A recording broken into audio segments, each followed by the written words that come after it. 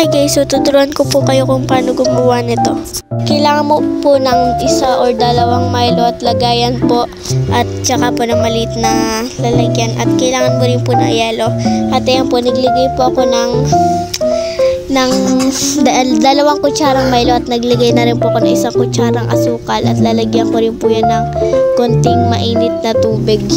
Yung isa ng kalahating kutsara ay isang kutsara po at kailangan mo din po na dyan ng water bottle yan na plastic po at nilagyan ko po ng Milo at asukal. Lalagyan ko din po yan ng mainit na tubig at nalagyan ko na nga po pala at aalugin ko na po siya hanggang sa magkaroon ng bula. Pwede din po hindi na po kayo maglagay ng ganyan. So nilagay ko na po yung Milo dyan sa lagayan at naglagay din po ako ng asukal.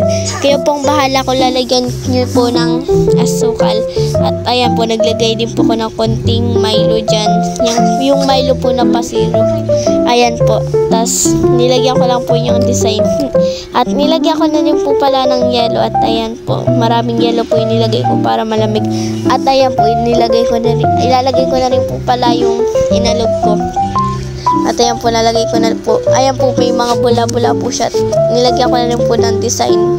Nilagyan ko po ng Milo sa taas kasi favorite ko po yung Milo. At nilagyan ko na din po ng straw.